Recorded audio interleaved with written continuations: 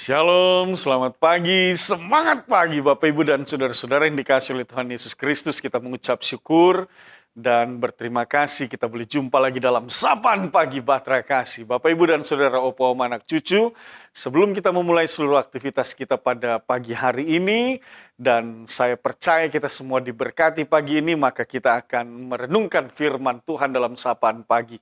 Untuk itu, mari kita berdoa memohon pimpinan Roh Kudus. Bapa di dalam sorga, kami mengucap syukur dan berterima kasih. Istirahat yang cukup Tuhan sudah anugerahkan buat kami. Kami dibangunkan di pagi hari dengan tubuh yang sehat dan kuat. Kami akan melakukan tugas tanggung jawab kami, namun sebelumnya kami mau merenungkan firman-Mu. Menjadi pedoman dan suluh bagi langkah kaki kami, kekuatan bagi kami untuk kami melanjutkan segala tugas tanggung jawab yang Tuhan percayakan kepada kami agar kami boleh bersaksi, menjadi berkat, dan nama Tuhan ditinggikan dan dimuliakan. Dalam nama Tuhan Yesus kami berdoa. Amin. Bacaan Alkitab pada pagi hari ini terambil dari Injil Matius pasal 9 ayat 1 sampai dengan ayat yang ke-8. Mari kita siapkan Injil Matius pasal 9 ayat 1 sampai dengan ayat yang ke-8. Di bawah judul perikop orang lumpuh disembuhkan. Kita baca bersama-sama. Sesudah itu naiklah Yesus ke dalam perahu lalu menyeberang, kemudian sampailah ia ke kotanya sendiri. Maka dibawa oranglah kepadanya seorang lumpuh yang terbaring di tempat tidurnya. Ketika Yesus melihat iman mereka, berkatalah ia kepada orang lumpuh itu, "Percayalah, hai anakku, dosamu sudah diampuni." Maka berkatalah beberapa orang ahli Taurat dalam hatinya, "Ia menghujat Allah." Tetapi Yesus mengetahui pikiran mereka lalu berkata, "Mengapa kamu memikirkan hal-hal yang jahat di dalam hatimu? Manakah lebih mudah mengatakan dosamu sudah diampuni atau mengatakan bangunlah dan berjalanlah? Tetapi supaya kamu tahu bahwa di dunia ini anak manusia berkuasa mengampuni dosa," lalu berkatalah ia kepada orang lumpuh itu, "Bangunlah, angkatlah tempat tidurmu dan pulanglah ke rumahmu." Dan orang itu pun bangun lalu pulang. Maka orang banyak yang melihat hal itu takut lalu memuliakan Allah yang telah memberikan kuasa sedemikian itu kepada manusia. Demikian pembacaan Alkitab. Bapak Ibu, Opa Oma, anak cucu yang dikasihi oleh Tuhan Yesus Kristus, saudara-saudara yang diberkati, mari lihat bacaan firman Tuhan pada pagi hari ini di bagian yang mengatakan, "Maka dibawa oranglah kepadanya seorang lumpuh yang terbaring di tempat tidurnya. Ketika Yesus melihat iman mereka, berkatalah ia kepada orang lumpuh itu, "Percayalah, hai anakku, dosamu sudah diampuni." Bapak Ibu dan saudara-saudara, Opa Oma anak cucu yang dikasihi oleh Tuhan Yesus Kristus, hal yang paling penting dalam bagian ini adalah, ini bicara tentang iman. Orang lumpuh dan orang yang membawa orang lumpuh itu ke hadapan Tuhan Yesus, memang benar bahwa mereka membawa dan berjumpa dengan Yesus dalam rangka mereka memohon kesembuhan dari Tuhan Yesus Kristus. Yang menarik di sini adalah mereka disembuhkan dan semuanya itu berawal dari iman yang hidup di dalam diri mereka. Itu sebabnya firman menulis, ketika Yesus melihat iman mereka, artinya bahwa dalam iman percaya mereka, mereka sungguh-sungguh dengan berjumpa dengan Yesus ada pemulihan. Perjumpaan dengan Yesus itu ada kesembuhan. Perjumpaan dengan Yesus itu ada berkat, ada sukacita, ada pengharapan. Itu keyakinan yang ada di dalam diri mereka. Iman itu bertumbuh di dalam diri mereka, sehingga pada akhirnya benar bahwa Yesus menyembuhkan mereka, bukan saja menyembuhkan tetapi mengampuni dosa-dosa mereka.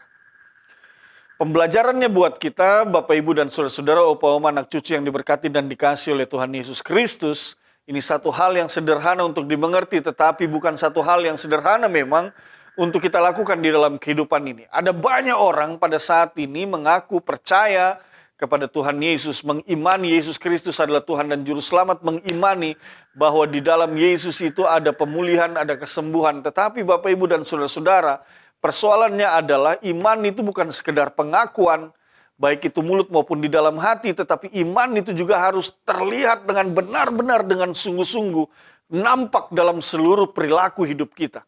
Orang lumpuh itu yang dibawa oleh saudara-saudaranya ke hadapan Yesus, ini coba lihat, ini perilaku yang mau mereka perlihatkan.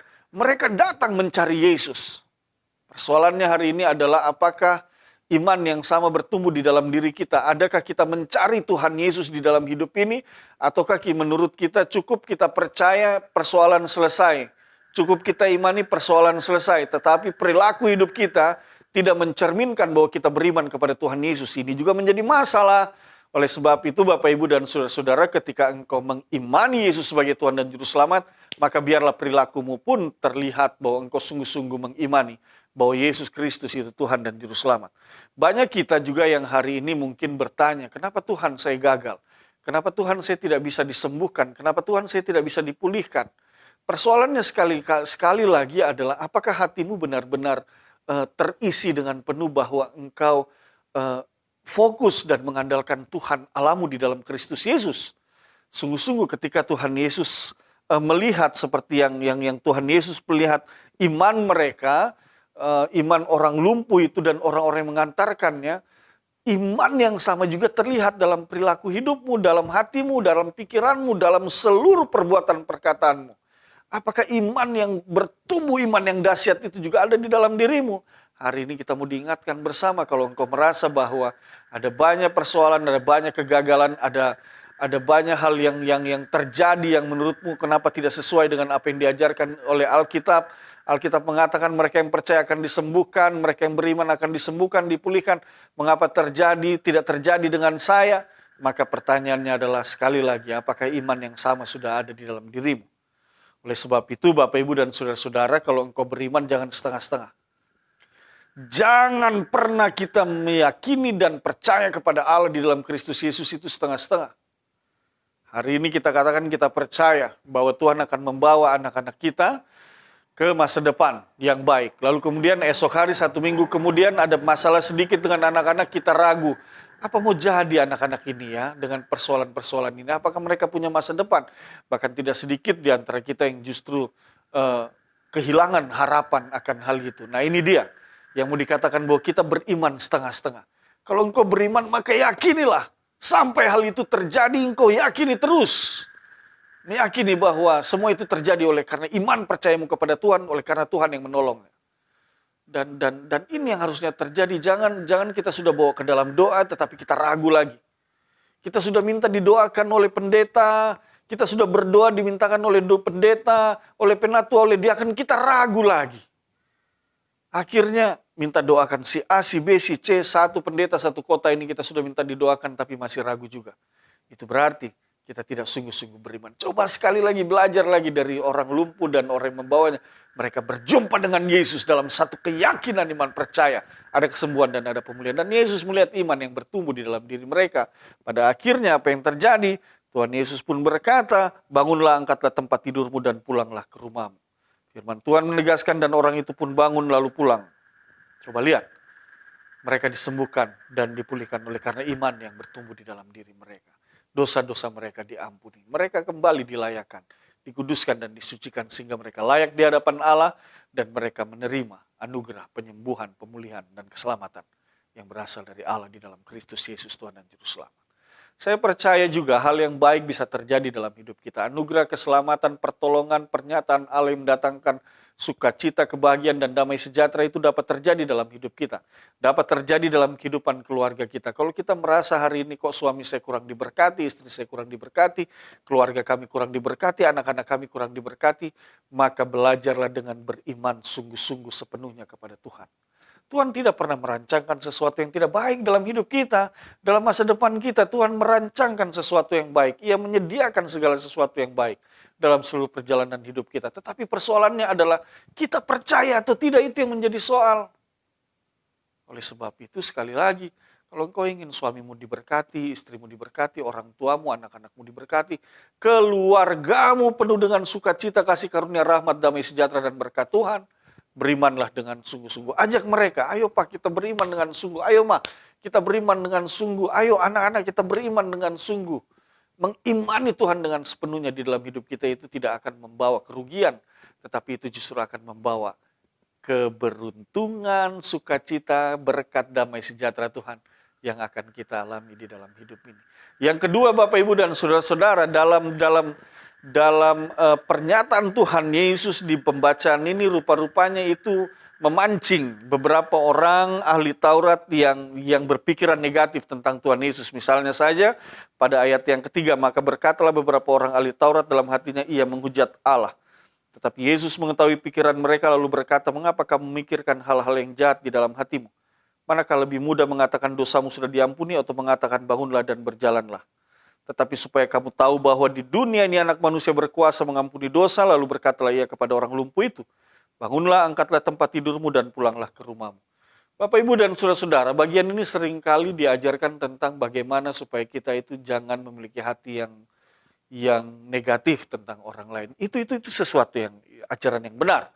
Jangan kita berpikiran berprasangka buruk terhadap orang lain. Tetapi pada pagi hari ini, lewat sapaan pagi ini, saya mau katakan begini. Jangan pernah batasi kuasa Tuhan dalam hidup kita. Begitu.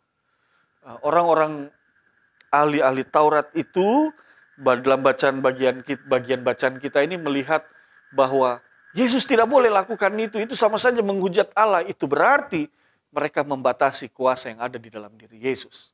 Sementara pada akhirnya Tuhan Yesus katakan dan ia menjawab kepada mereka, tetapi supaya kamu tahu bahwa di dunia ini anak manusia berkuasa mengampuni dosa. Artinya, jangan engkau batasi kuasa Tuhan Allahmu dalam hidupmu.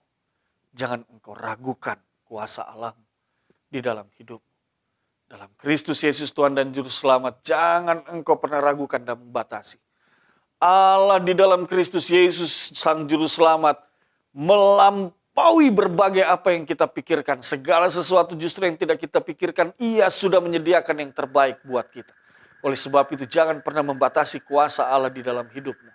Allah mampu mengubahkan sesuatu yang tidak baik menjadi baik. Allah mampu mengubahkan orang yang sesat menjadi orang yang benar di hadapan Tuhan. Menjadi orang yang benar-benar mau bertobat. Allah mampu mengubahkan sesuatu yang mustahil itu. Yang mustahil menjadi tidak mustahil. Oleh sebab itu, Bapak, Ibu, dan saudara-saudara, apapun yang kau alami hari ini, apapun persoalan pergumulan yang kau alami, ataupun berbagai rancangan-rencana yang kau bangun untuk masa depan keluargamu, anak-anakmu, ingat satu hal, jangan engkau batasi kuasa Allah di dalam Kristus Yesus. Firman Tuhan mengajarkan kepada kita ini satu janji yang indah buat kita. Jangan engkau ragukan bahwa Tuhan dapat membawa engkau ke hari esok yang lebih baik. Dalam pekerjaanmu, dalam karirmu, dalam pelayananmu, dalam keluargamu. Tuhan mampu untuk membawa engkau ke masa depan yang penuh dengan kebaikan, sukacita, dan damai sejahtera. Yang penting satu hal yang kau harus yakini, imani, dan percaya dengan sungguh-sungguh. Maka sesuatu hal yang baik pasti terjadi dalam hidupmu. Kalaupun ada pergumulan, ada persoalan, Tuhan izinkan. Itu supaya kita lebih dekat lagi kepada Tuhan. Dan kita meyakini bahwa di balik persoalan dan pergumulan itu ada rancangan yang indah yang Tuhan sediakan buat kita semua. Untuk itu Bapak, Ibu, dan saudara-saudara, teruslah beriman dengan sungguh sepenuhnya. Kita letakkan hidup kita ke dalam tuntunan kuasa kasih Tuhan. Kita berdoa. Bapa di dalam sorga, kami mengucap syukur atas firman-Mu. Teguhkanlah firman ini dalam hati dan pikiran kami. Hamba berdoa buat opa oma, anak cucu Bapak, Ibu, dan saudara-saudara. Tuhan berkati semua orang yang mendengarkan saluran channel ini. Berkati hidup mereka, hamba percaya mereka akan dipenuhi dengan sukacita dan damai sejahtera. Tuntun dan pimpin hidup mereka Tuhan. Mengalami masa depan hal-hal yang baik yang Tuhan sediakan buat mereka. Dan biarlah setiap pribadi terbentuk menjadi pribadi-pribadi yang memuliakan Tuhan dan meninggikan Tuhan dalam hidup mereka. Terima kasih Bapak, kami akan memulai seluruh aktivitas kami. Tuntunan dan pimpinan Tuhan itu yang kami mohonkan. Dalam nama Tuhan Yesus, kami berdoa sambil kami mohon ampunkan dosa dan kesalahan kami. Amin. Selamat pagi, Tuhan berkati kita semua.